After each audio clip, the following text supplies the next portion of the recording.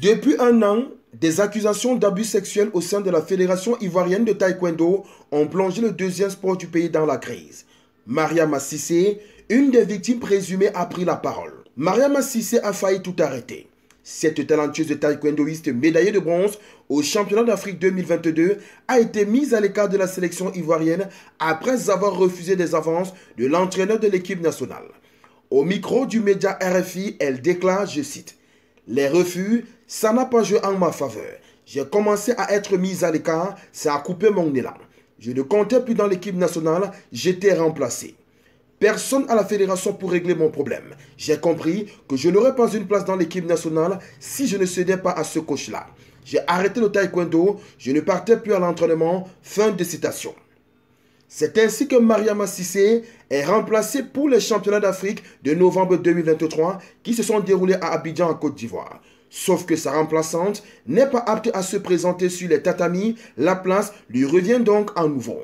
À une seule condition, qu'elle s'excuse auprès de son entraîneur pour partir sur de nouvelles bases.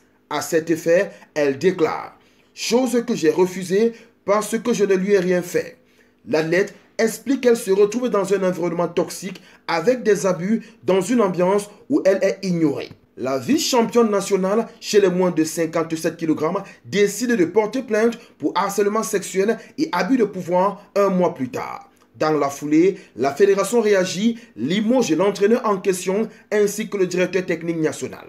Une commission spéciale d'investigation est alors menée et une confrontation a même lieu entre l'entraîneur et l'athlète. Et puis, Mariama Cissé n'a plus eu de nouvelles. Je veux que la fédération et le ministère en fassent plus, parce que je ne veux pas que d'autres personnes vivent la même chose. Appuie la taekwondoïste. Pour elle, le mettre à l'écart ne veut rien dire et ça va continuer s'il n'y a pas de sanction. En septembre 2024, une nouvelle plainte pour harcèlement sexuel a été déposée par le père d'une athlète de 17 ans contre le nouvel entraîneur de l'équipe nationale.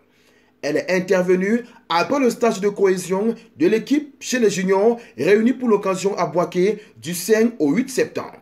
Durant celui-ci, l'entraîneur aurait proposé des massages intimes à plusieurs des taekwondoïstes mineurs venus pour se préparer pour les championnats du monde junior à venir.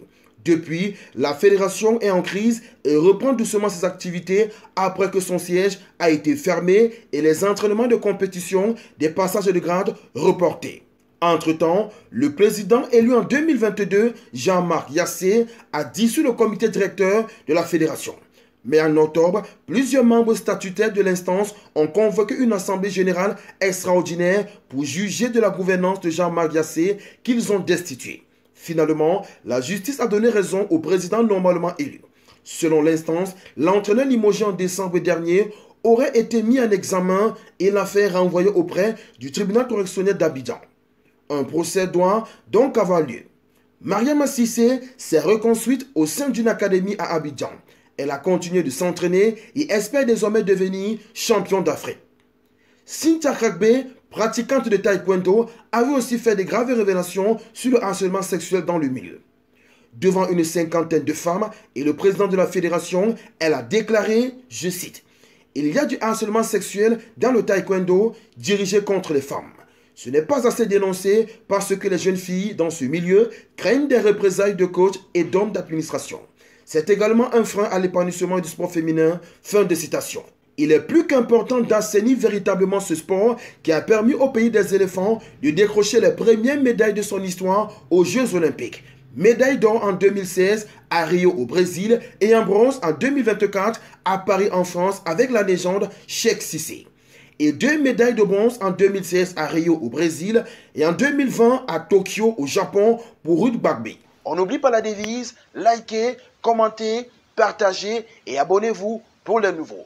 On Sport TV, la chaîne référence de l'actualité sportive africaine.